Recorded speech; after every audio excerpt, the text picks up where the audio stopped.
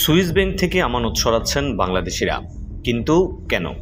এ নিয়ে থাকছে আমাদের আজকের এই বিশেষ প্রতিবেদন।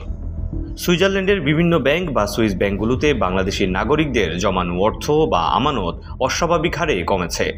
2022 সাল শেষে সুইজারল্যান্ডের বিভিন্ন ব্যাংকে বাংলাদেশিদের জমা অর্থের পরিমাণ ছিল 5,53 লাখ। 2023 সালে তা কমে হয়েছে 1,77 লাখ বাংলাদেশি মুদ্রায়, যার পরিমাণ 234 কোটি টাকা। অর্থাৎ এক বছরে দেশটির ব্যাংক থেকে বাংলাদেশিরা 3,76 লাখ সরিয়ে ফেলেছেন। এই হিসেবে কমেছে 68%। আগের বছর এই হার ছিল 94%। সুইজারল্যান্ডের কেন্দ্রীয় ব্যাংক সুইস ন্যাশনাল ব্যাংকের সর্বশেষ প্রকাশিত বার্ষিক প্রতিবেদন থেকে এই তথ্য পাওয়া গিয়েছে। প্রতিবেদন অনুযায়ী 2 বছর ধরে সুইস ব্যাংকে বাংলাদেশিদের জমা অর্থের পরিমাণ উল্লেখযোগ্য পরিমাণে কমেছে।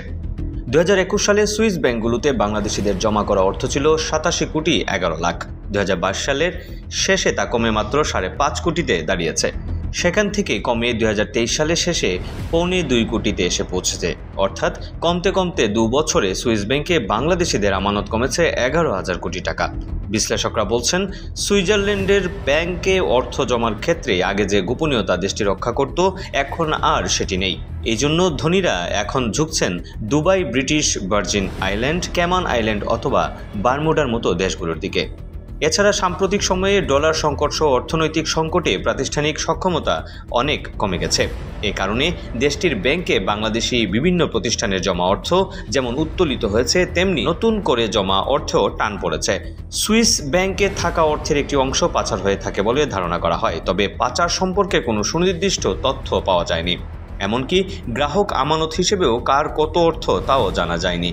সুইজারল্যান্ডের কেন্দ্রীয় ব্যাংক গোপনীয়তার স্বার্থে সব ডাটা সমন্বিতভাবে প্রকাশ করছে। আলাদাভাবে কোনো গ্রাহক বা ব্যাংকের তথ্য এই প্রতিবেদনে নেই। গোপনে অর্থ গচ্ছিত রাখার জন্য বহুদিনের খ্যাতি সুইজারল্যান্ডের। কঠোরভাবে গ্রাহকদের নাম পরিচয় গোপন রাখে সুইস ব্যাংকগুলো, যে কারণেই প্রচলিত বিশ্বাস অবৈধ আয় আর কর ফাঁকি দিয়েই জমানো টাকা জমা রাখা হয় সুইস ব্যাংকে। নির্দিষ্ট গ্রাহকের তথ্য না দিলেও 1 দশক ধরেই বার্ষিক প্রতিবেদন প্রকাশ করে আসছে সুইস ন্যাশনাল ব্যাংক। তাতেই উঠে আসছে এসব তথ্য। তবে প্রায় 1 দশক ধরেই ধারাবাহিকভাবে বাংলাদেশিদের আমানত বৃদ্ধির পর হুট করেই তা কমছে কেন, এর ব্যাখ্যা নেই প্রতিবেদনে।